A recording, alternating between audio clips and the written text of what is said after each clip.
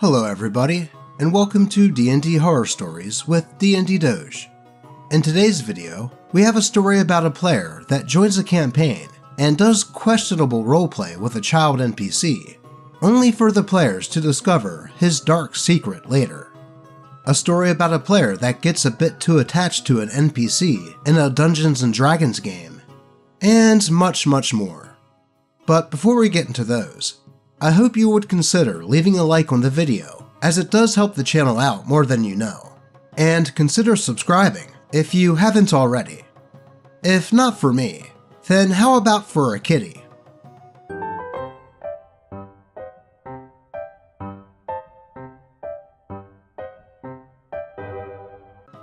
Gotta appease the algorithm dragon after all. But with that said, let's get into some D&D horror stories.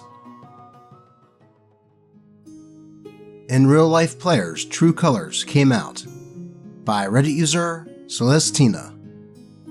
I used to play D&D in a shop, which was great for meeting new people, but also leads to a bunch of RPG horror stories. In one campaign, there was a new couple to the store that recently moved in the area.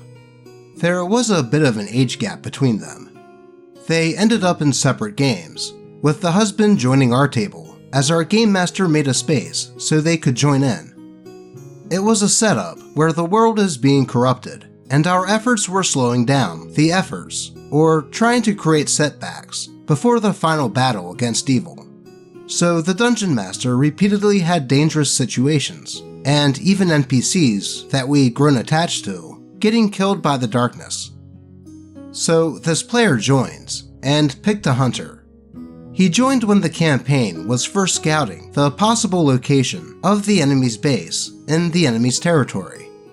Imagine a party essentially approaching the gates of Mordor from Lord of the Rings, escorting our wise and powerful mentor, who we might as well call Gandalf.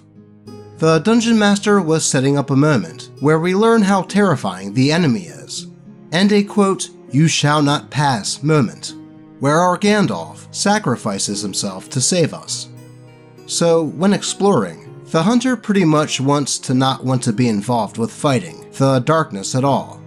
A pretty bad fit for the party and theme, specifying that he stays away at maximum range at all times, and during a troll attack, he was firing at disadvantage, whilst my rogue was getting mullered. He was quickly earning some bad rep as a player with the party with his antics, which leads to the horror moment and final straw. We ended up at a cabin in the woods with a family there. There was something going on, and there is a secret, and we needed to learn it from this family. As a party, we were trying to earn some goodwill with them, and gain their trust. There was a lot of caginess, but it was proceeding like a difficult social encounter could be. Hunter, again, was not wanting any of the party spirit, and stuck to the edges. It almost seems like this dude didn't actually want to play at all, or was just a bit too worried about his character. There was a dungeon master statement about the little girl in the family knowing something of it, while she was skirt peeking from behind her mother. The hunter decided this might be a good way to get the information. Oh, now he wants to roleplay and interact, when a little girl is introduced.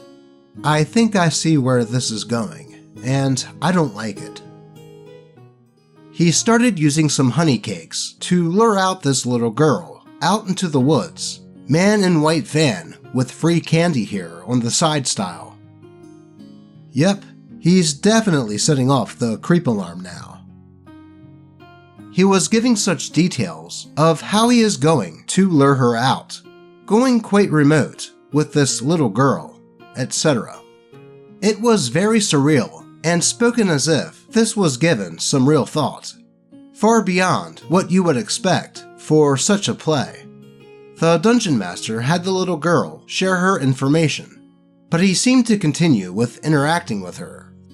Another player, Cleric, next to me, spoke up and said, "Calm down now, Jimmy Saville," which kind of broke the atmosphere, and we laughed and made jokes to diffuse it and allowed to snap back from what they were watching. though Hunter didn't look too amused. A quick sidebar for those who might not know. Jimmy Savile was a very prominent personality over in England that was very well known and beloved by a lot of people, who it ended up coming out that he was doing, let's just say, not good things with kids. So Cleric made a pretty apt comparison with how creepy Hunter was acting. The Dungeon Master then had the mother realize that her daughter was missing and get hysterical, so we as a party helped her out. We get to the girl and Hunter, and the mother goes, "What are you doing with my child?" We expected some kind of apology or excuse from Hunter, that we'd take a rep hit, and that he would share the information he gathered with us. Except, he doesn't do any of that. Hunter just goes deathly quiet and just walks away from the party, not even replying to the mother or any of us asking questions, right to remain silent style. His actions were coming off weird in character, and with his in-real-life body language. We obviously asked him and prompted him to do some actions, while Cleric expressed his own discomfort with jokes referencing Hunter's character acting like a nonce.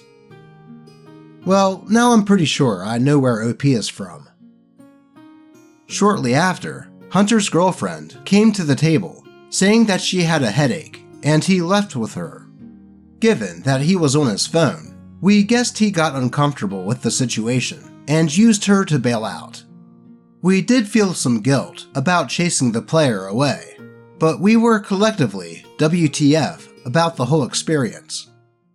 Hunter never turned up at the shop again, which wasn't a big loss for us, as he was a very poor team player, and so we continued. His wife did return to her table, though she left after a month or so.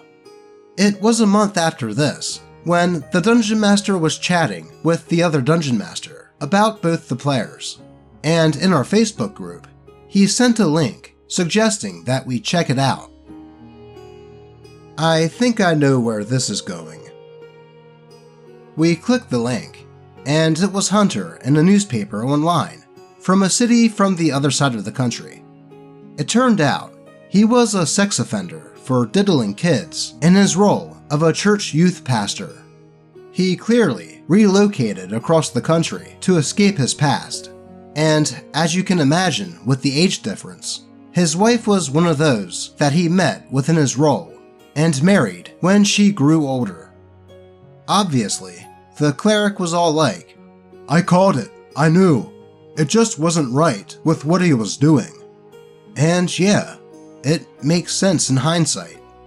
We were all very uncomfortable with his play, and it is the very sickening realization afterwards that he knew what to do when luring the little girl NPC into the woods and his actions around that, because he most likely had very real practical experience of doing that stuff. It's just so sickening. So it turns out that Cleric's Jimmy Savile comparison was pretty much right on the money, huh? It is pretty creepy to think about someone that vile basically roleplaying what he used to do in real life. And it is a good thing that the Dungeon Master had the little girl's mother realize that she was missing when he did, and had the party find them in the woods before Hunter had any chance to roleplay anything disgusting. Though I'm sure if he did get the chance and did so, the Dungeon Master would have put a stop to it and kicked him out. It is just scary to think about that you never really know who you are dealing with when playing D&D in public games like this, and bringing on new players that are essentially strangers. I'm sure that Cleric's Jimmy Savile comparison was done in jest, but Stranger took it personally, because, well, yeah. So I would say that it is no big loss that Hunter never came back. Though I will say that it is a bit strange that his wife did, and continued playing, but then just disappeared one day. Perhaps they relocated again, and hopefully not because Hunter did that vile crap again. Because OP is right, people like that are just really sick. I think we need a kitty palate cleanser after that story.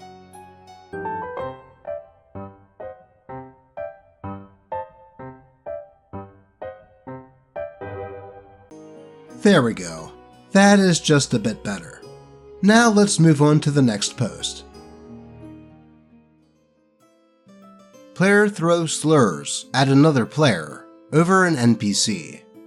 By Reddit user Sergeant Snuggles. This happened about a year ago, so I apologize if I misremember a few details. At the time, I was running for a new group of 4 players. The players so far have had one adventure together, killing rats in a basement. Already, the party is role-playing together and making inside jokes. Even the new players, who are a bit shy, are starting to open up. For their next adventure, the party has been recruited to go to a nearby farm that is being harassed by nearby goblins. The farm is tended to by 3 NPCs. Hillard, an old crotchety man who is secretly a powerful wizard in hiding after a quote job gone wrong. Mallory, his wife, who never really got developed, and Deloris, their restless daughter. Hillard wants Deloris to stay on the farm, but Deloris has a hunger for adventure. The party decided to take Deloris along with them to go oust all the goblins, and gave her some spare equipment that they had lying around. For context, her stats are all atrocious, with about 6 HP to her name.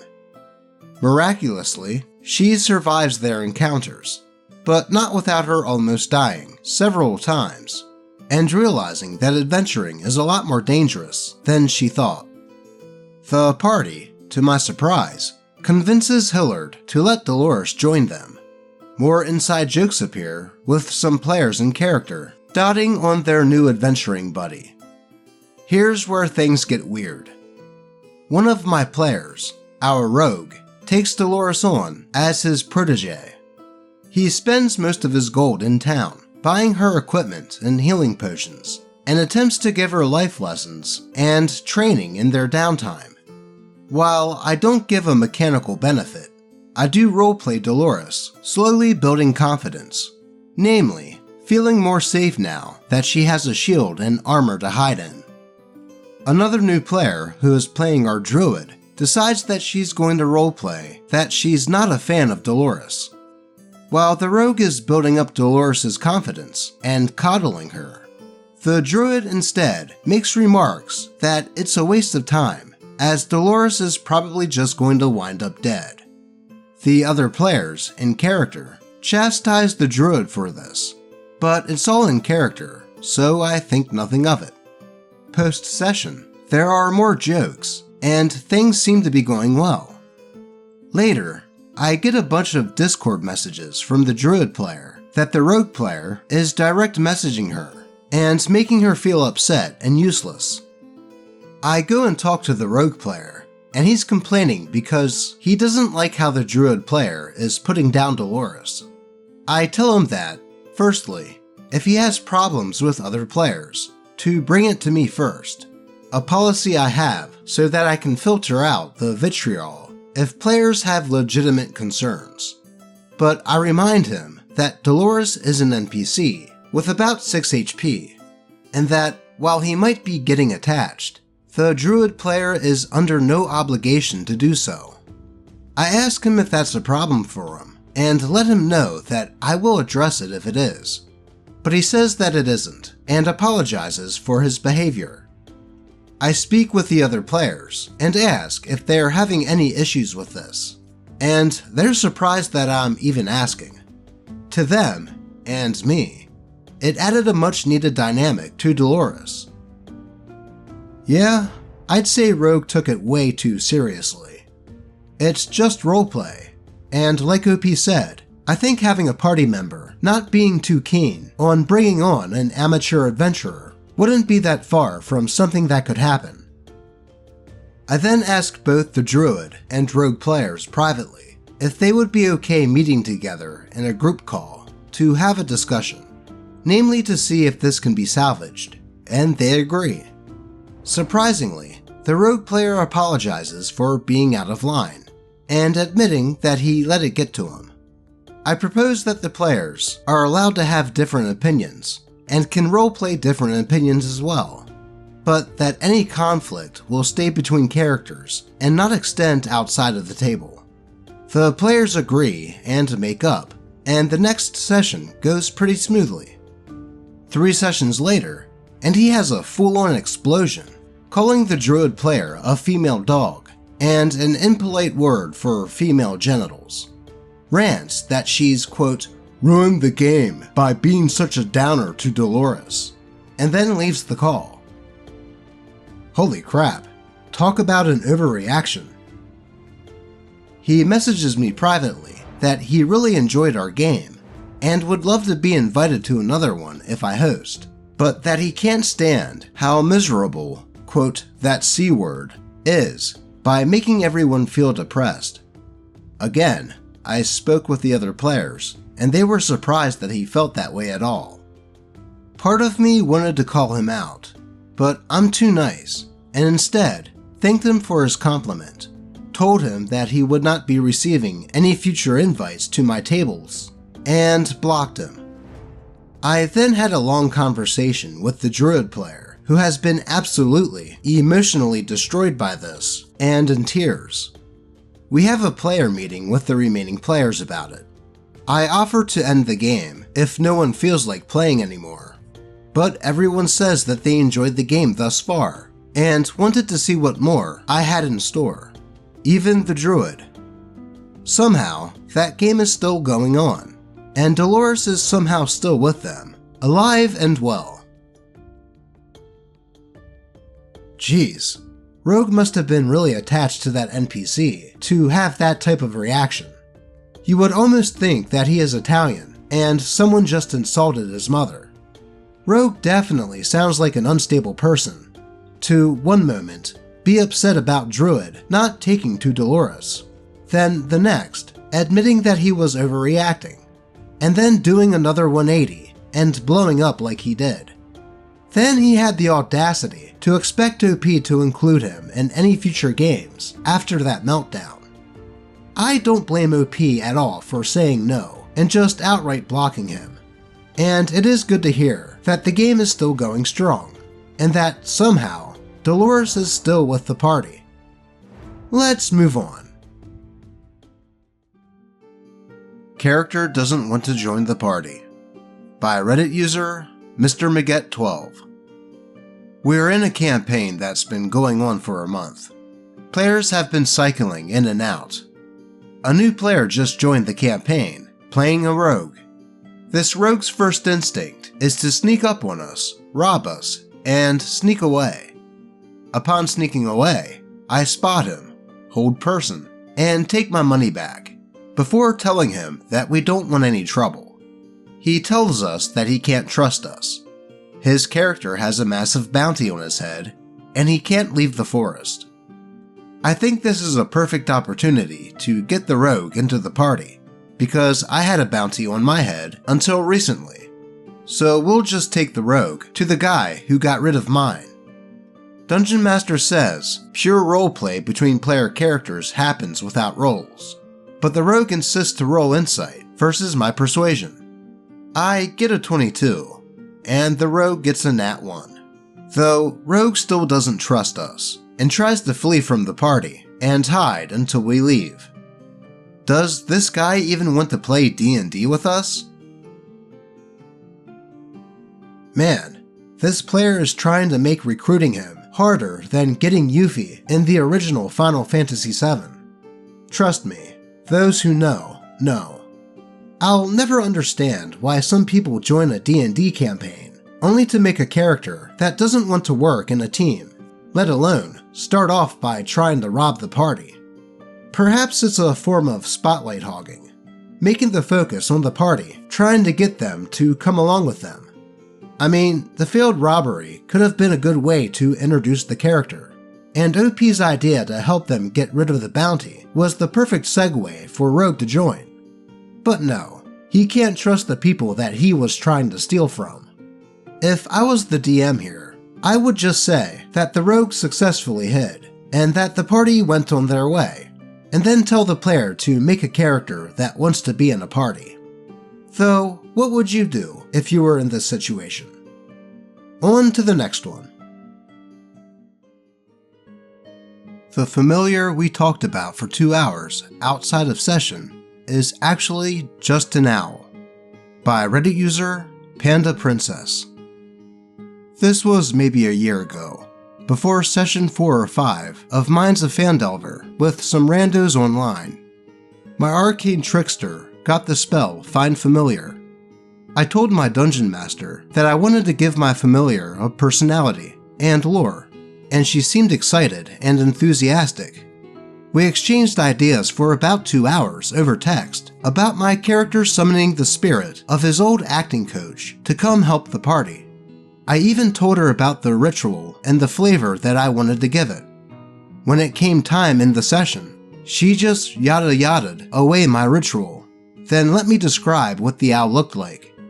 I told the owl to introduce herself to the party, remembering how the dungeon master told me over text what kind of voice she'd do for her, only to be told, she can't talk because she's just an owl.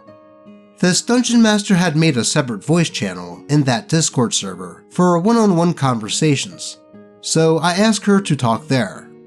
I asked her why. She totally changed the character we made together and agreed on, and she started yelling at me about how she can't put all her focus on just one player. So I just left. Well, that was completely out of the blue. It's not like OP was trying to be a spotlight hog or anything.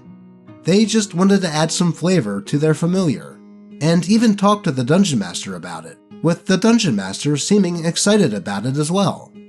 For her to then just 180 on the idea without telling OP, and then yelling at OP when they brought it up, just kinda shows that this dungeon master was a bit unstable. I don't blame OP for just leaving after that, because if the dungeon master would flip her lid over this, I can only imagine what else she would blow up over down the road during the game. And apparently, this is a common problem, as indicated by this next story. Don't you hate it when you agree on stuff with your DM and they go back on it without telling you? By Reddit user Mighty Possum King. This has happened to me only twice, but both times it resulted in me leaving the campaigns. The first time, I met a group of friends while playing games online. They invited me to their D&D 5th edition campaign. I joined and talked to the dungeon master, very obviously the quote leader of the group, as everyone seemed to follow her lead. We agreed on a backstory for my character. My character was a wild magic sorcerer that had caused some accidents and now lived as a fugitive, but wanted to find a way to clear their name. The dungeon master pressed me for details, so I expanded more on the town my character lived in, their family, and the things they had done. She agreed on everything enthusiastically, so I thought everything was fine. On our first session, we begin with her narrating something about each character and what they are doing, but the one for my character didn't make any sense. I didn't even recognize that she was talking about my character at first. I tried to correct her, and she got really angry. She then moved me to a separate voice channel to talk to me alone. She said stuff about how my backstory was boring and didn't fit with the setting. I asked her why she didn't bring this up before when we talked about it, and she just told me that I was being difficult and taking too long, so she was just going to keep going as she was. So I left. Geez, I wonder if this was the same DM from the previous story. There seems to be some parallels here. The second time, me and the DM had talked about my backstory and the plans for my character in the future. He was very adamant that we plan out what kind of story I wanted for my character. But on the first session, he made my character get some mutations and forced me to make some choices that basically erased everything we talked about. I tried talking to him, but he just said that this is just how it goes sometimes, and that, quote, stories are unpredictable. So I left. There was definitely a theme with these last two stories, and I would say that both OPs did the right thing by leaving these games the moment they saw an issue, discussed it with their respective DMs, and just got shut down. At least these dungeon masters showed their true colors right at the start of the campaigns. That way, these players didn't spend sessions worth of game time before deciding that no D&D is better than bad D&D. Though, have any of you had a dungeon master that did something like this? If so, be sure to let us know in the comments. On to the next post. The Game Without Treasure by Reddit user Hydrox777. This happened a few years back, and I count it as the worst campaign I've been in. I played Rain, the Wood Elf Open Hand Monk. We started at level 3, and each got to pick an uncommon magic item.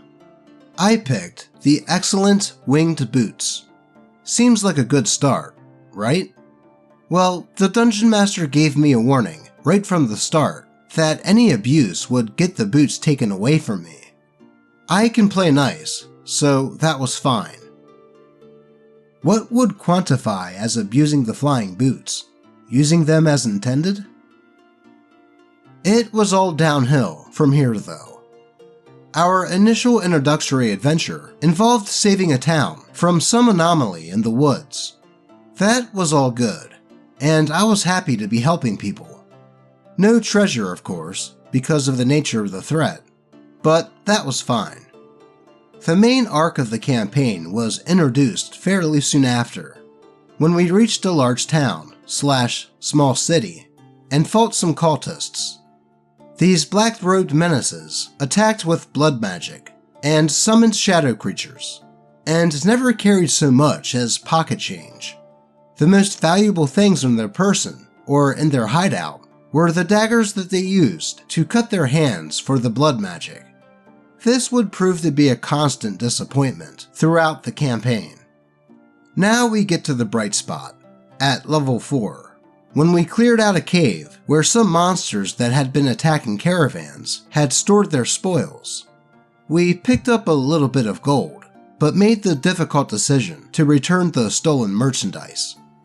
I had a couple dozen GP at this point, and that would be the high point of the game. We infiltrated a noble's house. He was aligned with the cultists, and won the fight, but were chased out of town by the guards before we could investigate further, or even loot the bodies. We visited other towns and cities, and fought more cultists with no money. I used the last of my gold to bribe some city guards as part of our investigations. We were level 5 at this point. We escaped an exploding city, more cultists, shadow creatures, and no loot, and tried to stay ahead of the rumors that we caused the destruction. We had to fight more shadow creatures that were terrorizing a small town, which turned out to be an illusion. Yes, the entire town. A corrupt dockmaster in a port city tried to have us killed. Neither his person nor his desk had so much as a copper piece. I did manage to grab a bottle of booze, but that was lost when we were unceremoniously transported to a desolate mirror dimension the very next session. Yes, it was connected to the cult, and there was nothing. Now, it wasn't that there was nothing at all. Our bard was lucky enough to acquire an instrument of the bard's very shortly before she started dating the dungeon master. Ah, of course she did. Yes, when they broke up not that long after, she left the group and took it with her. Not that there was another bard in the party that could have used it. By the time the game ended at level 8, it had been multiple levels and months, both in-game and out, since we had seen so much as a copper piece. And for that entire time, our sustenance was the druid's good berries. My only regret, aside from being in the game at all, was that it ended before I had the opportunity for Reen to dramatically leave the group to find work as a carpenter. And as the cherry on top, the dungeon master told me At multiple points when I complained about the lack of gold, quote, "You have the winged boots," which I was not allowed to, quote, abuse, i.e., use for anything but flavor, roleplay, and in combat movement. When the game ended, rain was poorer than when it began, mundane items included. Man, that sounds like such a downer. And the campaign itself seemed pretty intriguing too. Getting loot and other items is part of the fun of playing D&D, and to go that long without finding anything at all, well, aside from the DM's new girlfriend getting a special item, which is no surprise there, it would get pretty old pretty quickly. I mean, not even any coin at least? There's nothing like the feeling of finding a cool new item in a game of Dungeons & Dragons, and figuring out all the creative ways that it can be used.